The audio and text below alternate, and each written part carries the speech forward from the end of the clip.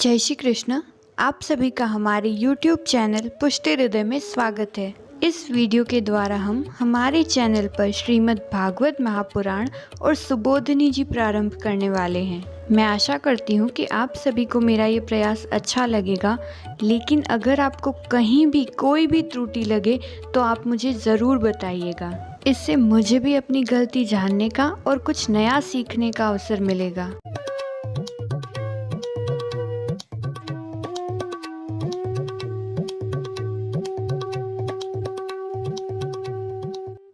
कई लोगों का मानना है कि श्रीमद् भागवत महापुराण और श्रीमद् भगवद गीता समान है, किंतु इन दोनों में बहुत अंतर है। श्रीमद् भगवद गीता तो सिर्फ एक अंग है, किंतु श्रीमद् भागवत महापुराण है जिसमें प्रभु श्री कृष्ण की ही लीलाओं का वर्णन नहीं है, बल्कि भगवान विष्णु के समस्त रूपों की लीलाओं का समावेश है। अब आप विचार करिए कि श्रीमद् भगवद गीता के श्रवण और वाचन से ही हमें इतना कुछ सीखने को मिलता है, तो श्रीमद् भागवत महापुराण के वाचन और श्रवण से हमें कितना लाभ होगा। और शास्त्रों में तो श्रीमद् भागवत को शब्द रूप में पूर्ण पुरुषोत्तम माना गया है। कहते हैं भागवत जी में तो समस्त तीर्थों का भी समावेश है। जितना फल तीर्थों की यात्रा करने से मिलता है, उससे कई ज़्यादा तो श्रीमद् भागवत जी का श्रवण करने से मिलता है। श्रीमद् भागवत जी के तो श्रवण मात्र से ही जीवों का उद्धार हो जाता है।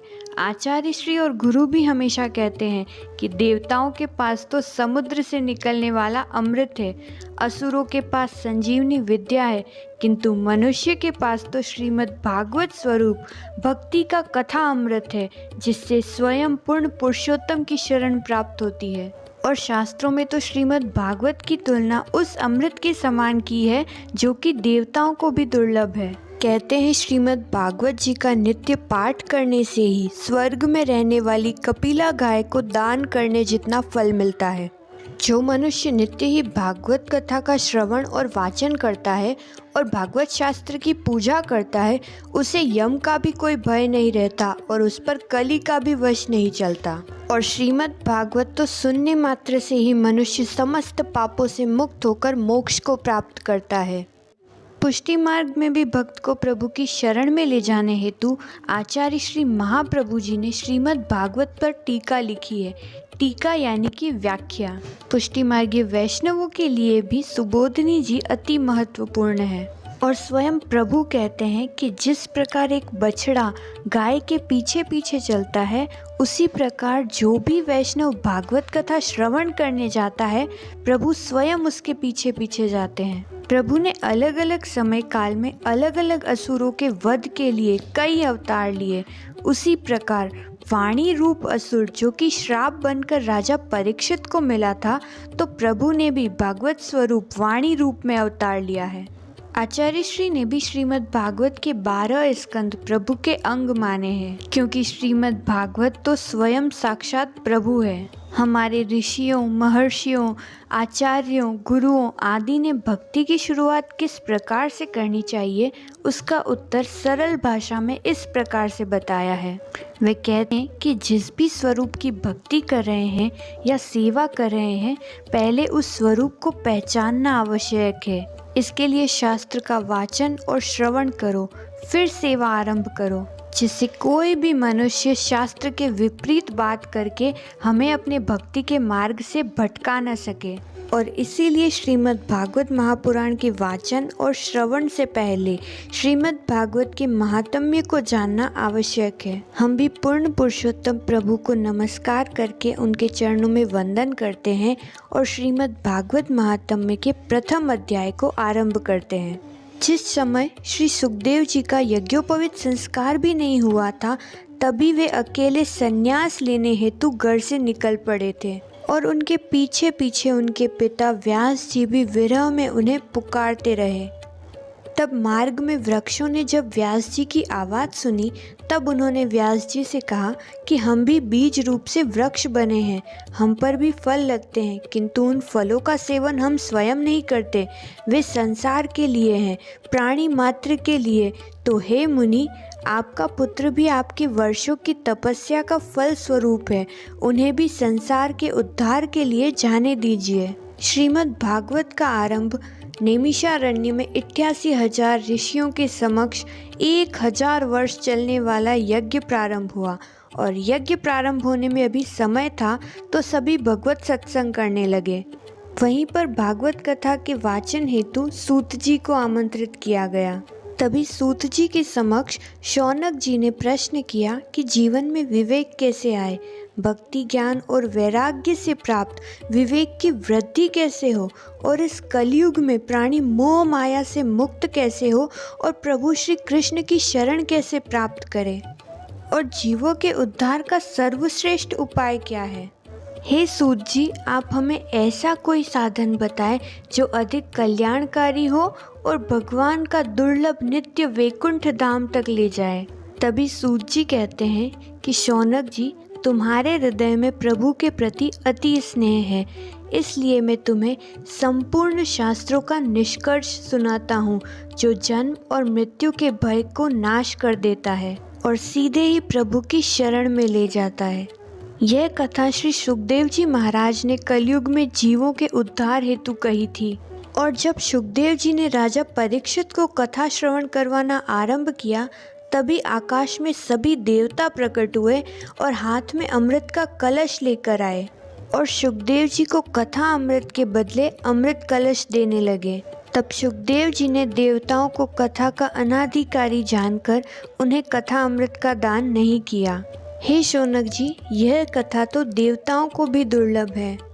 और पूर्व में श्रीमद् भागवत कथा के श्रवण मात्र से ही राजा परीक्षित की मुक्ति देखकर स्वयं ब्रह्मा जी को भी आश्चर्य हुआ था।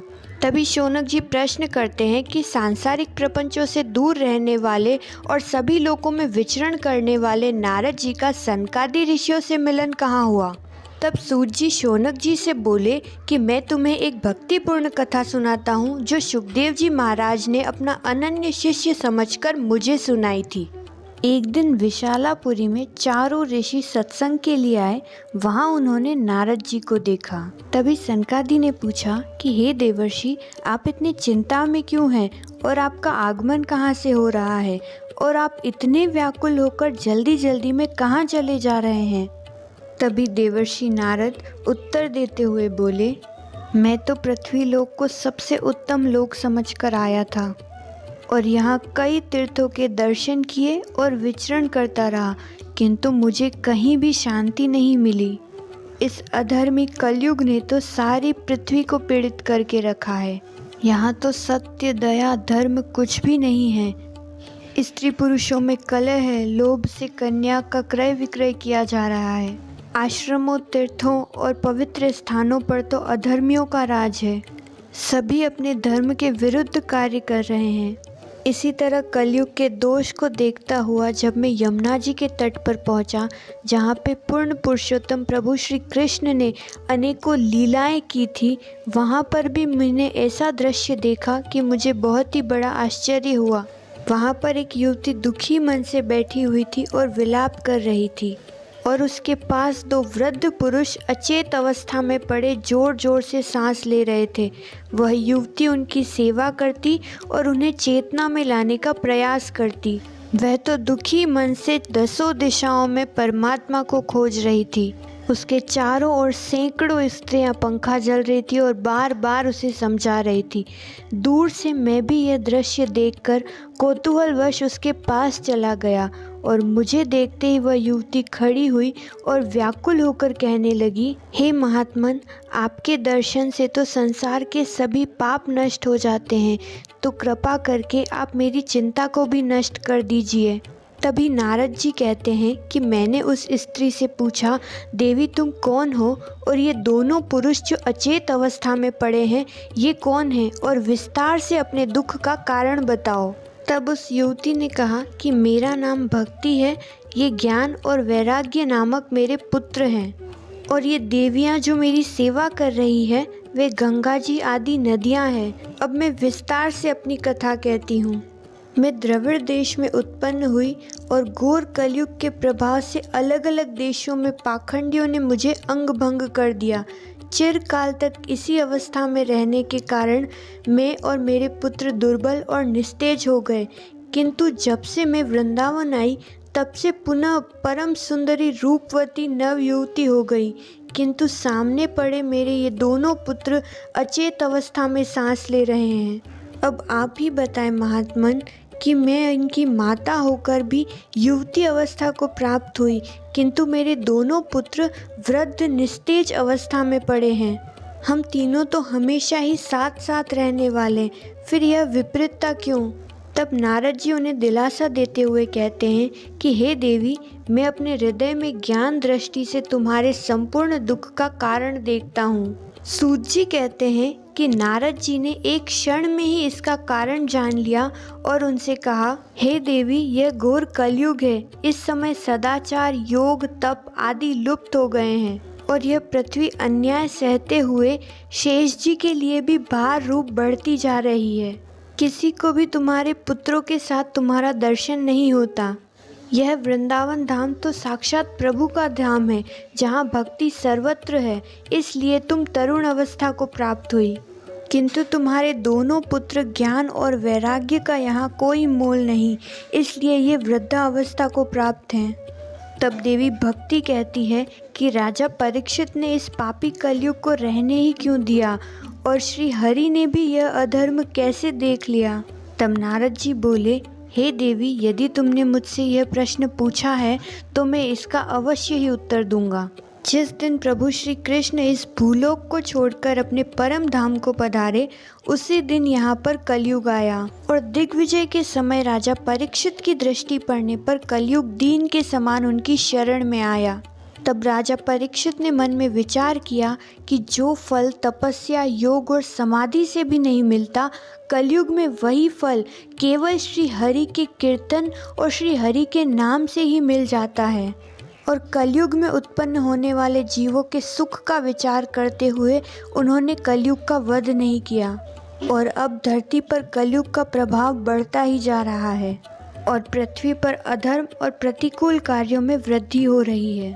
तब सूत जी कहते हैं, शौनक जी, इस प्रकार के देवर्षि नारद के वचन सुनकर भक्ति को बड़ा ही आश्चर्य हुआ।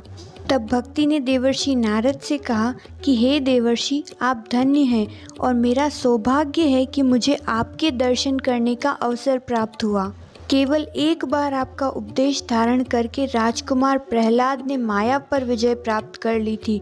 ध्रुव ने भी आप ही की कृपा से ध्रुव पद को प्राप्त किया। आप तो सर्व मंगलमय और साक्षात श्री ब्रह्मा जी के पुत्र हैं। मैं आपको नमस्कार करती हूँ। इसी प्रकार श्रीमद् भागवत महापुराण के महात्म्य का प्रथम अध्याय पूर्ण हुआ। यह वीडियो आपको कैसी लगी हमें कमेंट करके ज़रूर बताइएगा और इसे शेयर भी कीजिएगा। जय श्री कृष्णा।